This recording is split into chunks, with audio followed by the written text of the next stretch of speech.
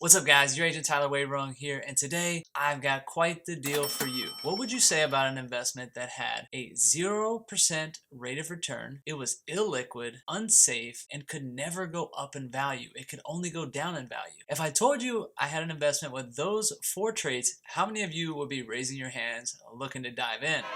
I don't know about you, but that doesn't sound too hot to me. However, I would almost be willing to bet if you've bought a home in the last 2 to 3 years, you're sitting on quite a big chunk of an investment that could meet this same criteria. All right, guys, so today I'm going to be sharing some polarizing statements with you from a friend of mine, Keith Weinhold, who runs the Get Rich Education podcast. He's a big real estate influencer. He's on the Forbes Real Estate Council, Rich Dad Advisors, really big name in the real estate industry. He's really a thought leader, but he does have some very strong feelings about certain ways about going to do things. I'm going to share some of those with you guys today, provide my perspective on it. The main goal of this video will give you a different outlook, or hopefully you come into this with an open mind and can just see a different perspective on the way you might be traditionally looking at things. So if you haven't figured it out by now, the investment that we're talking about in the beginning was home equity. So Keith is wide known in the community for making the bold statements about home equity, but I'll run through them again and then we'll dive into each one of them for a look at how much truth may be there and what you might want to take away from it. Now, I do tend to agree with Keith more than I disagree with these statements, but I think you have to take it with a grain of salt and just kind of keep your mind open to perspective. So again, he says that home equity is 1, it's illiquid. 2, it's unsafe. 3, that it will never go up in value, it will only go down in value. And 4, it has a 0% rate of return. So I'm going to jump into 1 and 2 together. We'll pull those two together. When he talks about home equity being illiquid and unsafe, there's a lot of truth there. You know, real estate in general is illiquid. And if you're unfamiliar with that term, liquidity or something being liquid is really used to describe how quickly or easily something could be converted into cash. All right, so, you know, a stock is very liquid. You could, hit the trade button and turn that into cash quickly. Cash, literally in your bank account, is the most liquid thing, and real estate is on the illiquid side, because if you wanted to sell real estate, you can't just go out on the street, find somebody with a big bag of money, hand it to you, and then you guys trade places. Typically, you need a real estate agent, you need to put your home on the market, and even if you don't need all that, you still need someone to record the deed, pull the deed, run a title search, make sure title is clear and free of all liens, etc. So all that being said, it just means that it takes a little bit of time, effort to turn real estate into cash. It's not easily convertible to cash, so it's known as illiquid.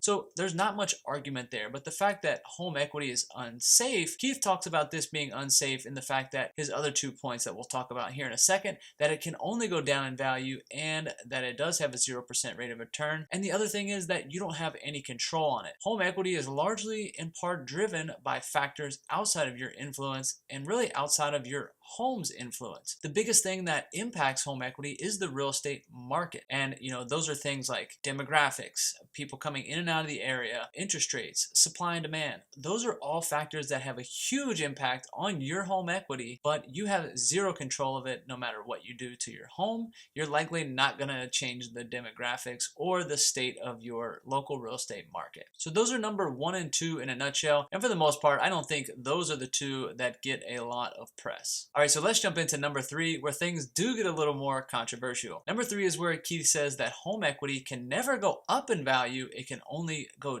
down in value. And so if you think about it the same way that Keith describes it, he actually has a point here. So his point is, and for this example, we'll use a home that's worth $200,000, you owe $100,000. So you have $100,000 of equity. And they'll say, well, last year the house was only worth $150,000 and I only had $50,000 of equity last year. So, and now the house is worth $200,000. So thus it did go up in value. I've gained an extra $50,000 of equity this year. And while you're not wrong, his point is that extra $50,000 that went up this year didn't have anything to do with the equity that was or was not in your home. You essentially have gotten $50,000 of additional equity from the market appreciation. Your original 50 didn't grow to 50, you got additional. So said a little bit differently, if you didn't have that original $50,000 of equity, and let's say you just your loan balance was 150. So at that point you would have had no equity. Would you still have grown last year another 50,000? And the answer would be yes, because the presence or absence of your equity didn't contribute to that growth. So it's a little bit, different to think through, but it actually has a point. Your equity in your home doesn't matter if the market goes up or down. It's going to do what it's going to do anyway. So in that sense, if the market would have dropped last year from the home being worth 150 down to 130, you would have lost value. Your home equity would have gone down in value, but it couldn't go up in value. You can only get additional equity, not have the present equity go up in value. So that is a little twist, and it is kind of getting in the weeds of things, but if you truly think about it with an open mind, he actually has a point there. So the last piece is related to a very similar concept where your home equity has a rate of return of 0%.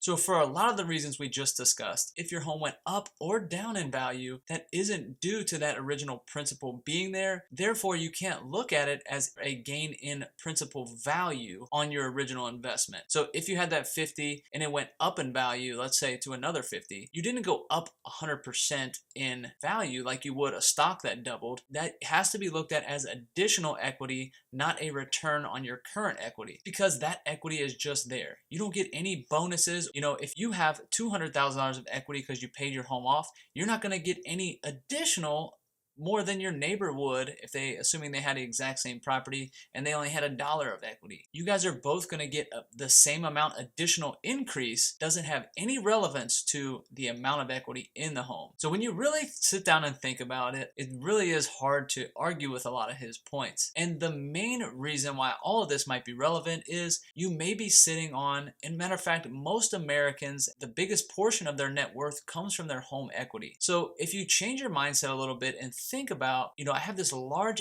asset sitting here. It's not gaining me any return. It's not going up in value. So the question I would ask myself is, could I be using this equity in a different manner to give me a higher velocity or a higher rate of return on that equity rather than just let it sit in the home dead, essentially? Now, this is especially true if your goal is to pay your house off. You want to kind of think through that and make sure you fully understand all the ramifications and that you are okay with sitting with such a large chunk of an asset there that may not be creating wealth as fast as it could be if you used it in another manner. Now, the one factor that Keith doesn't take into consideration, and I want all of you guys to think through before you make any decision based on this doesn't account for risk. All right, so you really have to understand when you're using debt as a tool that it does come with higher risk, and you really want to know what you're getting yourself into. You don't want to just go take off a chunk of your equity and throw it out into a speculative investment, but if you know what you're doing and you have the capability to go find other deals, or